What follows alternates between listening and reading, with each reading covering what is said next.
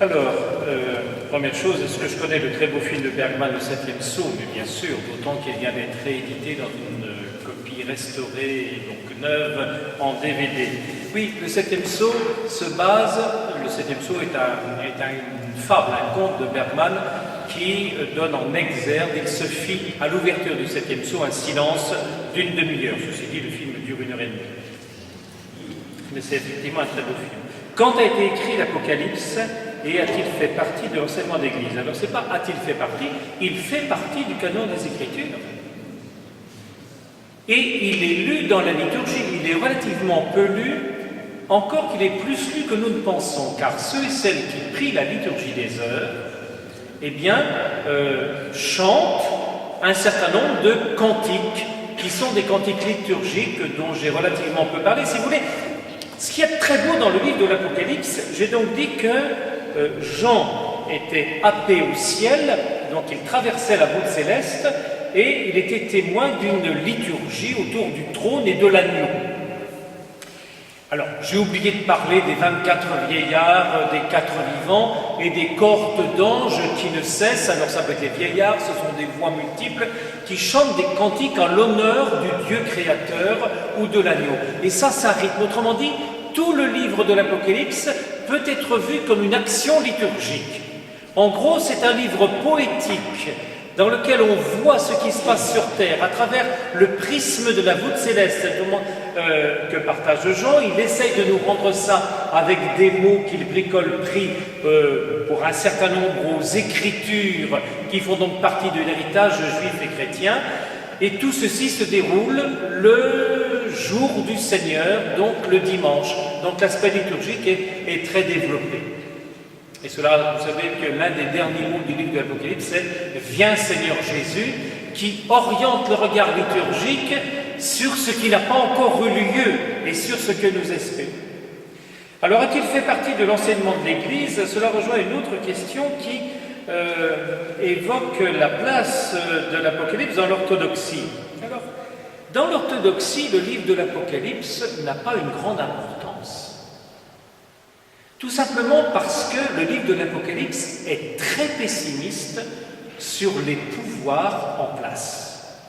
Mais là, il faudrait parler orthodoxie, c'est orthodoxe, catholique et protestant, ou j'allais dire plutôt occidentaux et orientaux, c'est peut-être plus ça qui jouerait que le côté orthodoxe ou catholique protestant d'un côté, ont des rapports différents au pouvoir en place. Le livre de l'Apocalypse en Occident a été lu et a servi à interpréter, donc je vous ai donné les chars de Soweto, mais que voulez-vous, pour Luther, le dragon c'était le pape, mais pour certains catholiques, le dragon c'était Luther.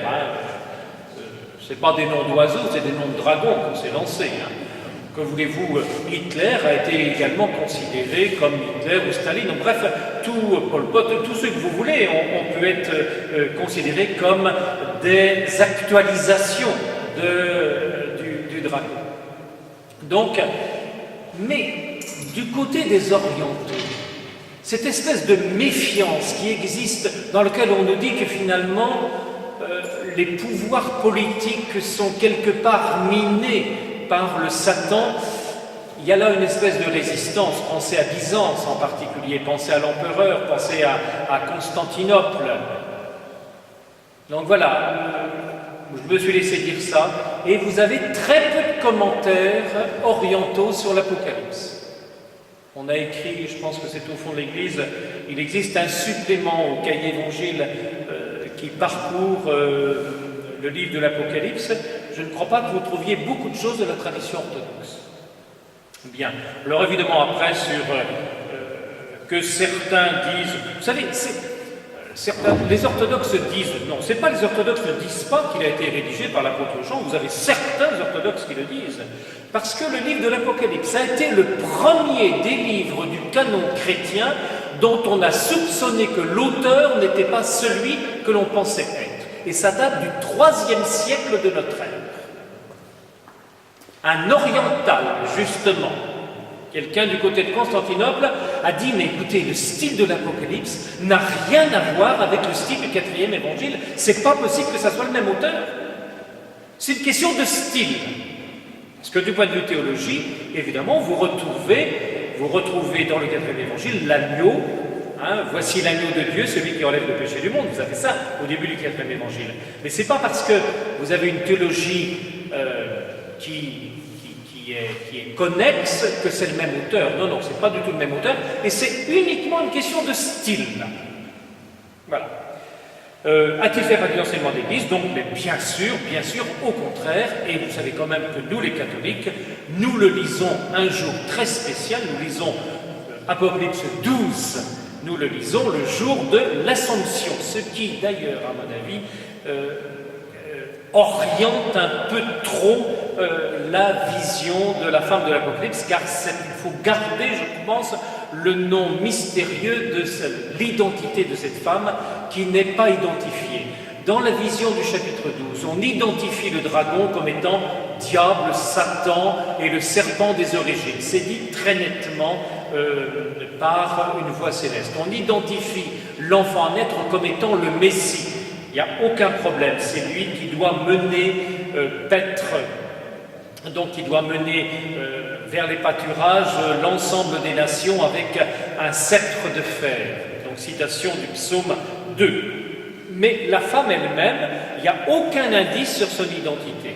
Alors, les grands théologiens, et j'en cite un seul qui est cher à mon cœur, qui s'appelle Hans Urs von Balthasar, Urs von Balthasar dit que cette femme, c'est tout à la fois l'ancienne alliance, le peuple d'Israël, la nouvelle alliance, c'est-à-dire l'Église, et puisque c'est l'ancienne alliance et la nouvelle alliance, et que c'est l'Église qui porte le Christ, Marie peut en être également une figure et une actualisation. Je pense que c'est... Mais c'est comme ça que l'on peut... Il ne faut pas dire la femme c'est Marie. Non. Mais Marie est l'une des incarnations de la femme. Oui. Alors, quelle interprétation philosophique peut-on donner à l'Apocalypse? Oh, mais ça, je laisserai le père François Renaud parler sur le sujet. Parce que des interprétations, vous en avez vraiment de multiples. Aujourd'hui, vous savez, vous m'avez écouté, qu'est-ce que je vous invite à faire? C'est à relire le livre. Ça vous met 1h30 au total. Alors peut-être que lorsqu'on est, surtout en ces temps de fête, gorgé de chocolat ou d'huîtres, on peut avoir une indigestion. On peut avoir une indigestion devant la multiplicité des images du livre de l'Apocalypse. Mais avoir une indigestion de chocolat, ça ne veut pas dire que les chocolats ne sont pas bons. Le livre de l'Apocalypse est un très bon livre et qui procure, je le crois par expérience, beaucoup de plaisir à qui peut non pas le dévorer, mais le déguster. Est-ce l'âme de gens qui vont au ciel ou son corps? Alors, l'auteur de l'Apocalypse ne rentre pas dans cette distinction, il n'est jamais question d'âme et de corps, c'est la personne tout entière. Voilà.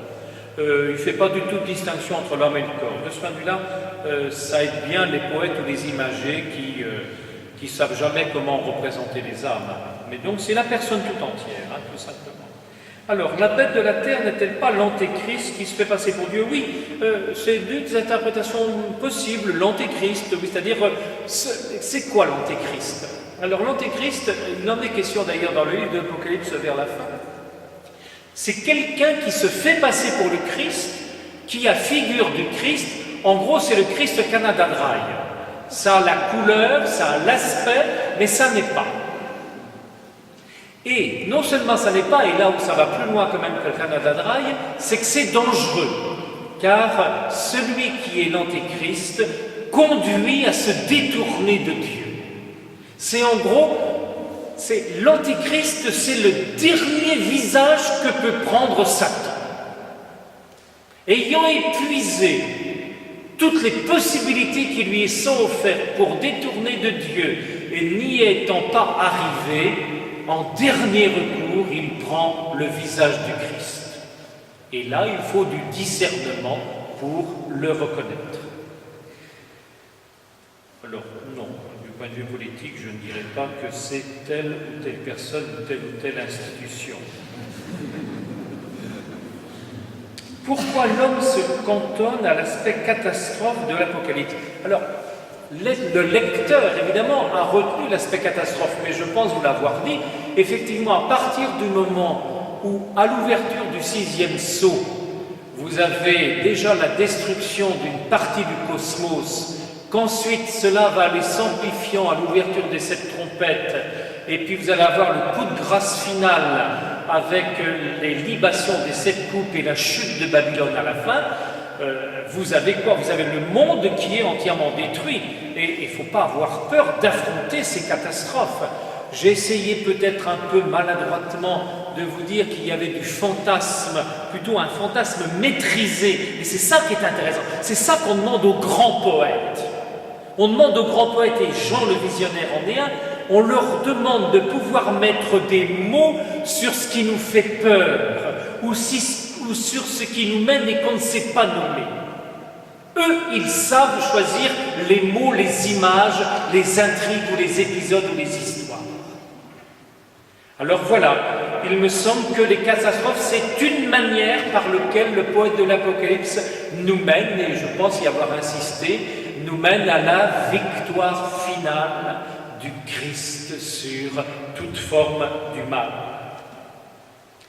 Alors, il y a une question sur le règne de 1000 ans. Est-ce que je peux en parler? Écoutez, parler du règne de 1000 ans en 1 minute, oui, je peux, parce que 1000 ans sont comme un jeu.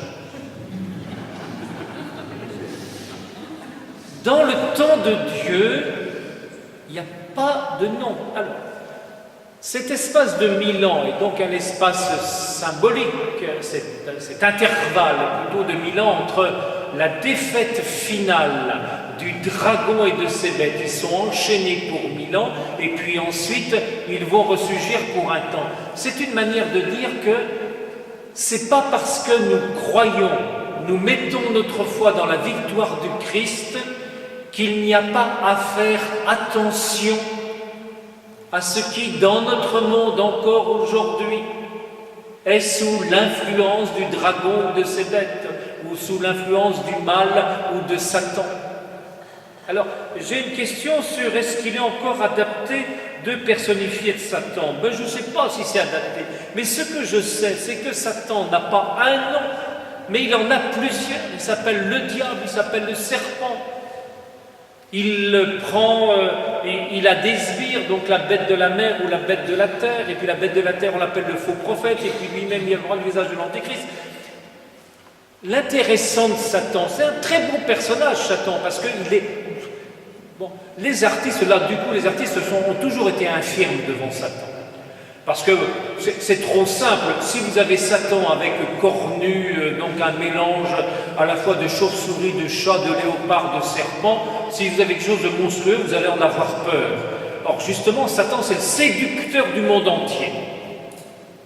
Et c'est d'ailleurs pourquoi, dans la plupart des images, quand il s'agit des moines qui sont tentés, c'est une femme qui les tente. Bon. Et quand ce sont démoniales, c'est un beau jeune homme. Quand même. On a une espèce de respect des gens. Enfin, on avait tout au moins. Donc, Satan n'a pas uniquement un visage, il en a 1000.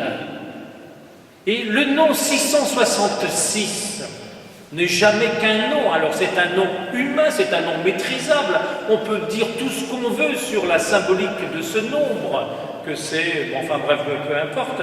C'est une manière de nous dire que oui, Satan est un, il est multiple, mais ce qu'on demande, c'est délivre-nous du mal. On s'appelle également le mal ou le malin. Alors, si vous lisez la Bible dans la nouvelle traduction liturgique, vous avez une version du Notre Père qui est « Délivre-nous du malin ». Alors, ce n'est pas celle que nous prions habituellement, hein, mais dans la prière de Notre Père, qui est celle de la liturgie, on dit « Délivre-nous du mal ». Délivre-nous du mal. Le mal, évidemment, ici, on ne le personnifie pas, on en fait un mot abstrait et on peut mettre plusieurs visages ou plusieurs figures sur ce mot-là. Quand on dit malin, alors le mot malin en français, hélas, c'est pas malin ou il est malin, on voit mal que ça a à voir avec le diable, le Satan, etc. Mais le mot malin a au moins l'intérêt de dire que c'est pas simplement quelque chose de diffus, c'est quelqu'un, et que ce quelqu'un, il a été vaincu un jour du temps par le Christ.